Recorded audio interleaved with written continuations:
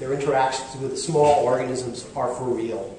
We'll be out there again between November 30th and December 8th, essentially evaluating and testing how what's the status of the subsurface oil, and importantly, where is the perspectives on the sediments. So it's a thermonuclear explosion or an oil sunset, and very bizarre no matter what. So thanks very much.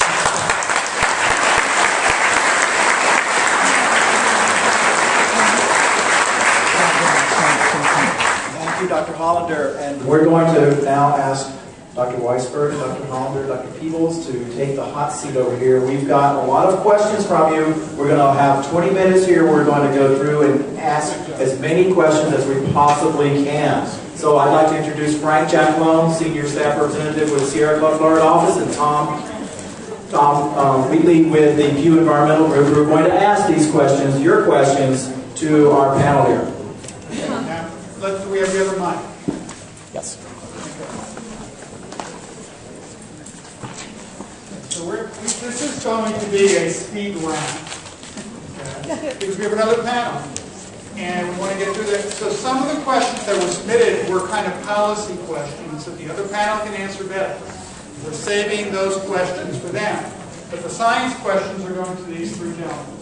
So we have actually consolidated your questions to about 8 questions. You didn't come to the front row? What's that? You didn't come to the front row. That never got collected. Okay, so don't worry. We are collecting questions. Where is?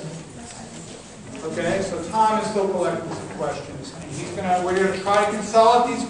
And, if people are asking the same questions, so we're going to read those questions, all the questions, or we're going to ask them in groups.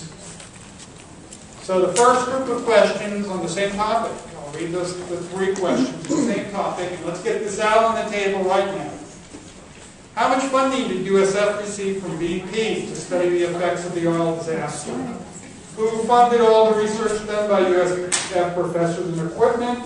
And then the final question, does BP support your scientific research? If so, can you report on everything, or is your work monitored censored? So who would like to take that set of questions? I think we all have something to say on this, but I've been making measurements in our West Florida Shelf Coastal Ocean since 1993, long before BP spilled its oil. So I've directly received, actually I haven't really received it yet, but I'm told I'm going to receive on the order of $200,000 to continue modeling for the next year or 2. Other than that, I've received no money whatsoever from BP, and no money whatsoever from any federal agency or state agency to actually work the BP oil spill. That doesn't mean I haven't received a lot of funding. So over the years, sure, there's been a lot of money to do research on the circulation of the West Florida continental shelf for lots of other purposes, red tide, fisheries, you name it, but none for oil-related work. I didn't receive any funding from BP either.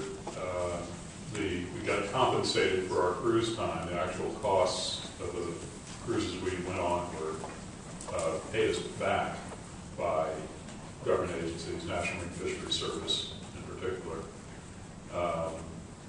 But the University of South Florida stepped up, and our foundation on the main campus gave us $500,000 to continue this work. We didn't have any strings attached because we didn't have BP money. But there was still some government feedback that we were getting, and the main campus was wise enough to decide to give us money to continue our work to guarantee that we had no strings attached.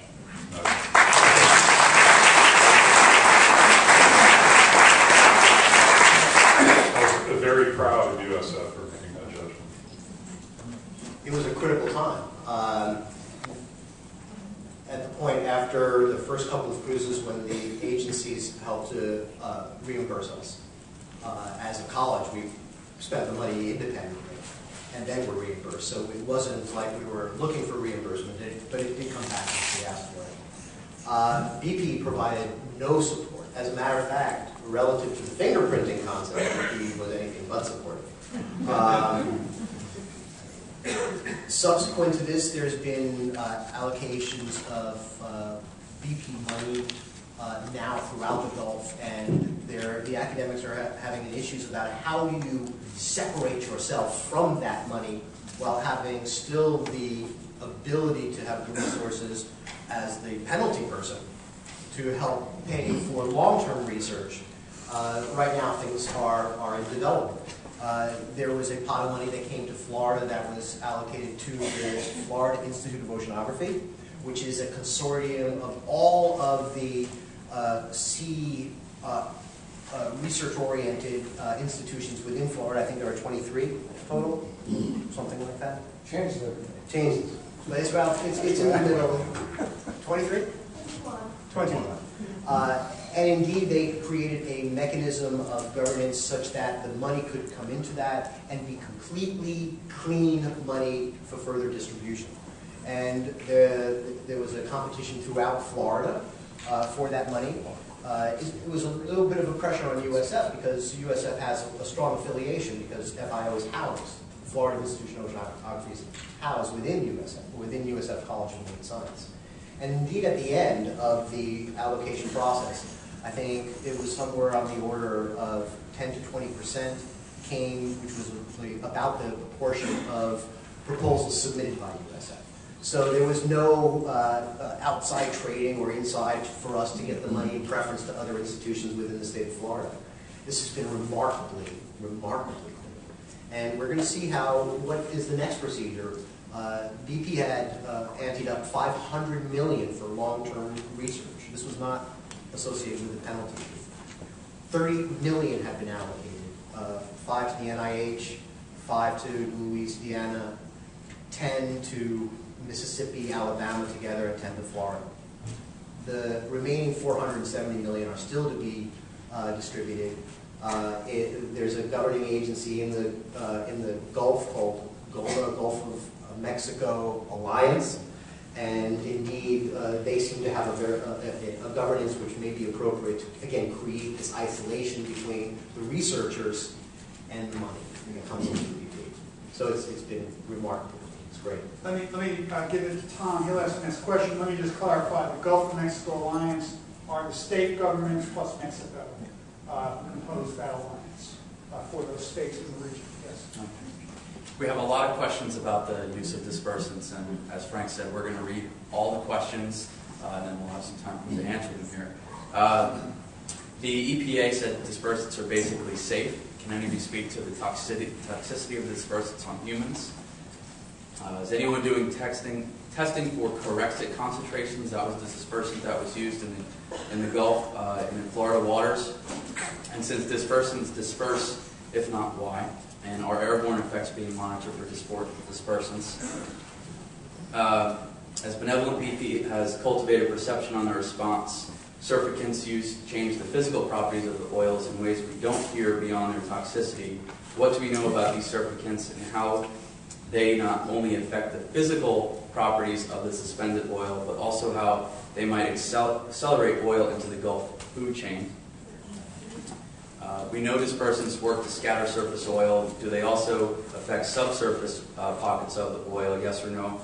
And if subsurface oil is sequestered or contained in an area, why can't it be pumped to the surface? We also have another question about sucking up the oil into Soto Canyon.